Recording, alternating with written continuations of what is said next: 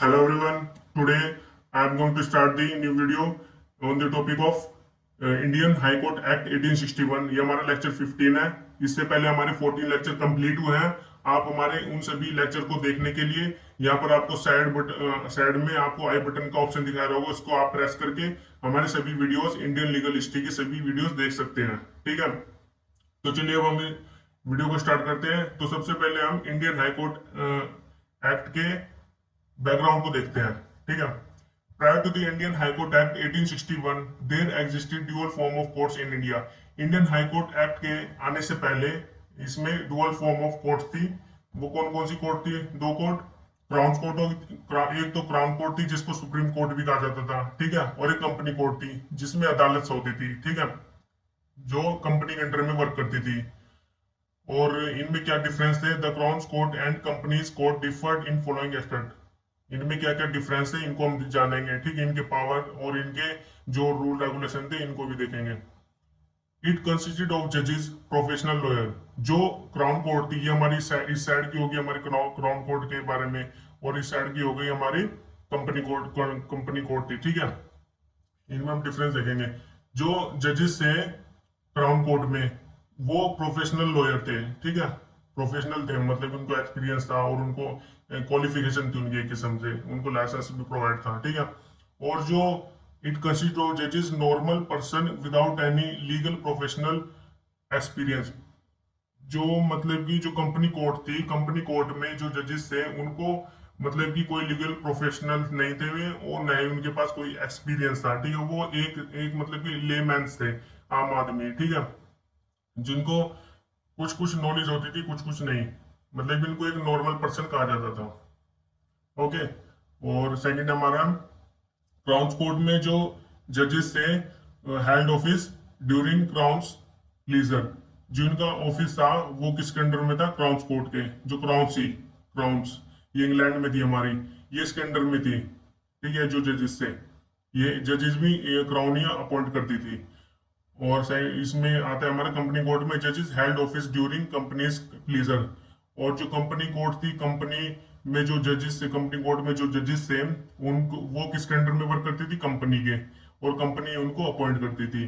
Okay, और इसमें crown court में है this court was no hierarchy of courts. जो क्राउन कोर्ट थी इसकी कोई हायरार्की नहीं थी, मतलब ये खुद ही एक सुप्रीम अथॉरिटी थी। ठीक है, जैसे हमने देखा ये सुप्रीम कोर्ट थी। ठीक है, ये एक सुप्रीम अथॉरिटी थी, इस वजह से इसकी कोई हायरार्की नहीं थी।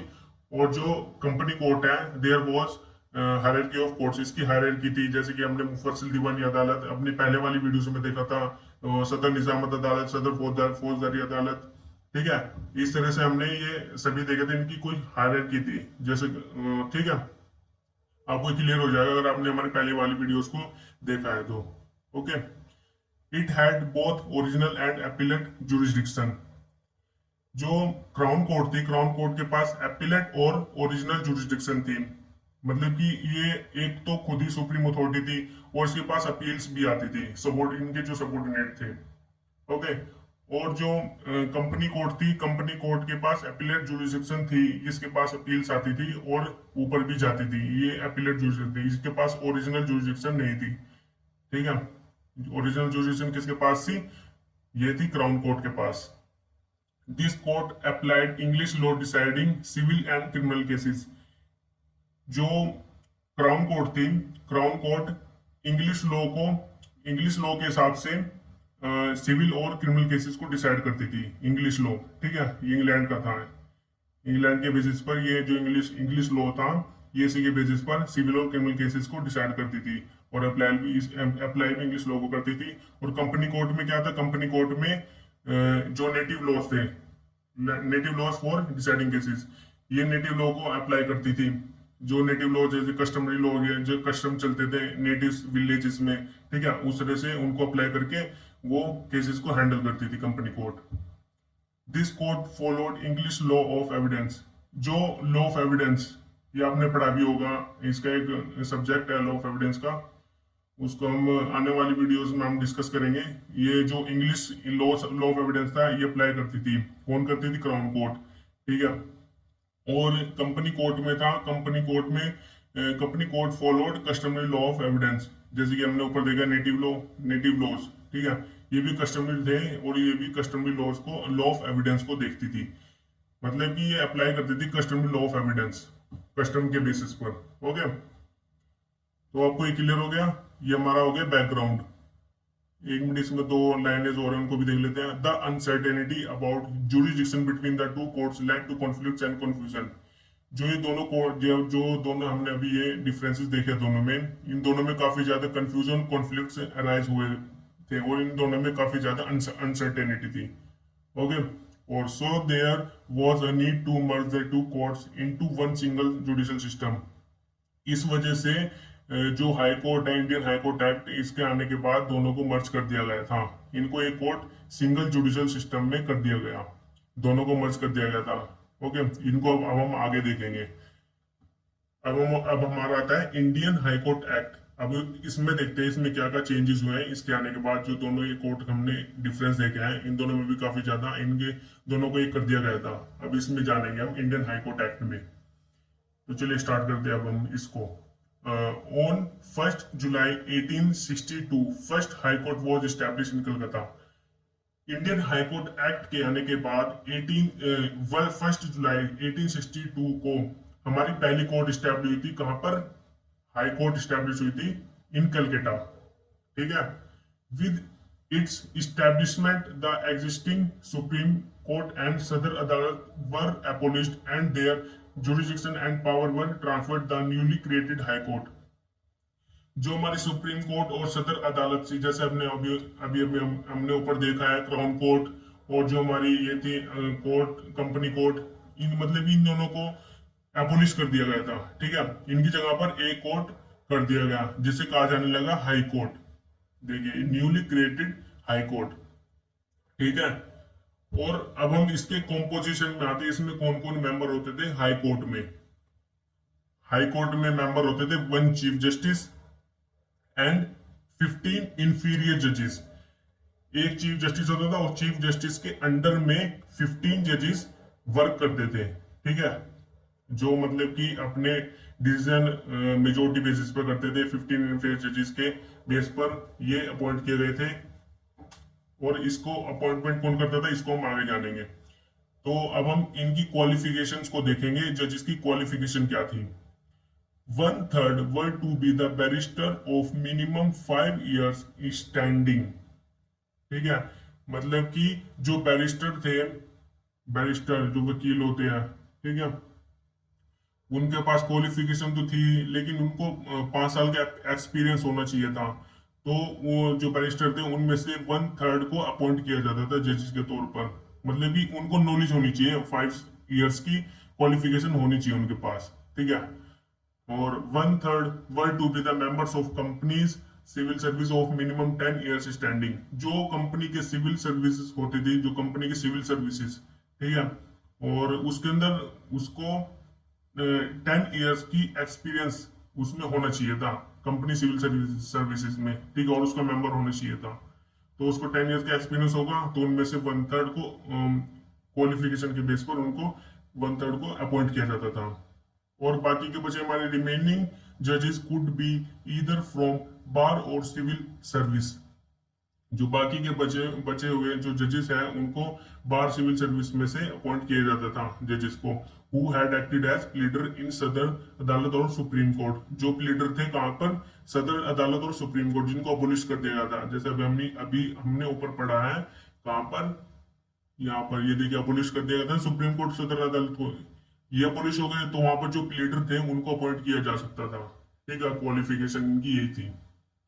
ओके, जजेस of supreme court and Sadar Adalat were automatically to become the जजेस ऑफ हाई कोर्ट। जो सुप्रीम कोर्ट और सदर अदालत हमने अबोलिश किया है, मतलब कि इनको खत्म कर दिया है कोर्ट को, तो इनके जो जजेस थे उनको कोई लॉस नहीं हुआ, क्योंकि ना उन जजेस को ट्रांसफर कर दिया गया। कहां पर कर दिया गया ट्रांसफर? हाई कोर्ट में। अब वो हाई कोर्ट के जजेस बन गए थे। ठीक है, उनको कोई लॉस नहीं हुआ जजेस को। Chief justice of supreme court was to be the chief justice of high court of Calcutta. जो चीफ जस्टिस था सुप्रीम कोर्ट का, ठीक है, उसको ट्रांसफर कर दिया गया। कहां पर? उसको चीफ जस्टिस बना दिया गया कैलकाटा के हाई कोर्ट में, जैसे ही Indian high court act 1861 apply हुआ। ठीक है, क्लियर हो गया क्वालिफिकेशन ऑफ जजेस। तो अब हम आते हैं जुरिस्डिक्शन ऑफ हाई कोर्ट। जुड मतलब इसकी क्या जुरिस्डिक्शन जुरिस्डिक्शन थी हाई कोर्ट की, इसको हम देखेंगे ओनली केसेस के बेस पर। ठीक है, एरिया के बेस पर हम अगले पॉइंट में देखेंगे। High court was to be called as court of record, मतलब कि हाई कोर्ट को कहा जाता था, कोर्ट ऑफ रिकॉर्ड भी कहा जाता था इसको। ठीक है, court of record, high court को कोर्ट ऑफ रिकॉर्ड भी कहा जाता था, ये आपको याद रखना है।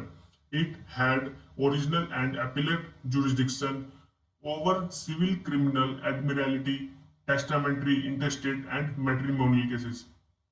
मतलब कि जो इसकी ओरिजिनल और अपीलेट जुरिडिक्शन भी थी, किन पर, सिविल जो केसेस होते थे, जो क्रिमिनल केसेस होते थे, एडमिरल्टी केसेस होते थे, ठीक है, और जो टेस्टामेंट्री के केसेस होते थे। टेस्टामेंट्री मतलब जो विदाउट विल, मतलब कि विल वाले केसेस, और इंटेस्टेट होते हैं जो विदाउट विल वाले केसेस होते हैं, और जो मैट्रिमोनियल केसेस होते हैं जो मैरिज से रिलेटेड होते हैं, उन सभी केसेस को इसके पास ओरिजिनल और अपीलेट जुरिडिक्शन थी हाई कोर्ट को। ठीक है, क्लियर हो गया high jurisdiction of high court. तो अब हम आते हैं जुरिडिक्शन एरिया। इसके एरिया के बेसिस पर, टेरिटरी के बेसिस पर आते हैं हम इसके। All peoples residing in the town of Calcutta, जो कैलकाटा थी उसके, जो टाउन था कैलकाटा, ठीक है, उसके अंदर जितने भी पीपल्स रहते थे उन सभी के केस ये हैंडल कर सकती थी। ठीक है, clear. Also all the British and European subjects residing beyond the local limits of Calcutta, जो ब्रिटिशर थे और जो यूरोपियंस थे, ठीक है, जो कलकत्ता के बाहर रहते थे, कलकत्ता के अंदर नहीं रहते थे, अगर वो बाहर भी रहते थे तो उनके भी केसेस को हैंडल कर सकती थी कौन, हाई कोर्ट। ठीक है, persons residing under the jurisdiction of courts which are subordinate to the high court, जो jurisdiction of courts which are subordinate to the high court, जो मतलब कि पर्सन्स रहते थे जुरिस्डिक्शन ऑफ कोर्ट में, subordinate to the high court, जो subordinate होती है हाई कोर्ट की, जितने भी कोर्ट थे सब हाई कोर्ट के, जितने भी सबोर्डिनेट कोर्ट थे, ठीक है, उन जो केसेस होते थे वो हैंडल कर सकती थी कौन, हाई कोर्ट, क्योंकि उनके पास अपील जाती थी तो वो हैंडल तो करती थी। लेकिन अगर सीधा कोई डायरेक्टली मतलब कि कोर्ट से, सबोर्डिनेट कोर्ट से सीधा ट्रांसफर हो जाता है कोर्ट के पास, तो वो हैंडल कर सकती थी। ठीक है, high court was also to be court of revision and reference, जो हाई कोर्ट थी, हाई कोर्ट मतलब कि उसके पास ये पावर भी थी कि वह रिवीजन भी कर सकती है केसेस को और रेफरेंस में भी ले सकती है। ठीक है, उसको रेफरेंस भी दे सकती है। Clear. High court was also empowered to be admit and enrol advocates and वकील्स, मतलब कि हाई कोर्ट के पास पावर आ गई थी कि अब मतलब कि हाई कोर्ट तो बनी गई थी, स्टैब्लिश हो गई थी कलकत्ता में, तो अब उसको ये भी पावर थी कि वह जो एडवोकेट और वकील्स होते हैं उनको एडमिट, मतलब कि उनको लाइसेंस प्रोवाइड कराना। ठीक है, लाइसेंस, इन प्रेजेंट आप देखते ही होंगे एडवोकेट को कहाँ से लाइसेंस मिलता है, मतलब कि स्टेट गवर्नमेंट से, मतलब कि स्टेट जो हमारे हाई कोर्ट होते हैं स्टेट्स में वहां से मिलता है, और वैसे भी मिलता है ऑल इंडिया बार काउंसिल से। ठीक है, बार काउंसिल हमारे स्टेट के बेसिस पे होते हैं कहाँ पर, हाई कोर्ट में, तो वहां से ये लाइसेंस मिलता है इनको एडवोकेट्स को। ठीक है, एडमिट कार्ड हो गया, एडमिट कार्ड भी कह सकते हैं इसको आप। और अब हम आते हैं अपील्स, वही हमारा होगा जुरिडिक्शन एरिया। अपील्स पर आते हैं अब हम, इसकी अपील्स कहाँ कहाँ पर जाती थी। ठीक है, जो भी कोर्ट स्टैब्लिश हुई है high court. In criminal cases, जो क्रिमिनल केसेस होते थे इसकी अपील कहीं नहीं जाती थी, क्योंकि ये फाइनल डिसीजन होता था हाई कोर्ट का अपना। इसके बाद कहीं पर भी अपील नहीं जाती थी क्रिमिनल केसेस में, no further appeal to any court. Okay. In civil cases, जो सिविल केसेस होते थे इसकी अपील जाती थी कहां पर, प्रीवी काउंसिल पर। प्रीवी काउंसिल का मैंने आपको पहले टॉपिक कंप्लीट कराया है, अगर आपने नहीं देखा है तो आप देख सकते हैं हमारे यहाँ पर, मैंने आई बटन का शुरू में ही आपको ऑप्शन दे भी दिया था, यहाँ पर क्लिक करके आप हमारे सभी वीडियोस देख सकते हैं। ठीक है, लेकिन जो प्रीवी काउंसिल है वो सिविल केसेस को तभी हैंडल करती थी अपील में, जब अपील में जाती थी प्रीवी काउंसिल के पास तब करती थी, क्योंकि जब केस की वैल्यू होगी 1000 रुपीज, केस की वैल्यू 1000 रुपीज एक्सीड होनी चाहिए, तब जाकर प्रीवी काउंसिल यह केस हैंडल, मतलब कि अपील में ले सकती थी। ठीक है, अपील का हो गया हमारा टॉपिक। अब हम आते हैं प्रोसीजर पर, इसका प्रोसीजर क्या है वो हाई कोर्ट का। The charter authorise the high court make rules and order for regulating all proceedings in all cases. मतलब कि हाई कोर्ट के पास ये पावर थी कि वह रूल और ऑर्डर्स को रेगुलेट कर सके अपनी सभी प्रोसीडिंग में इन ऑल दी केसेस।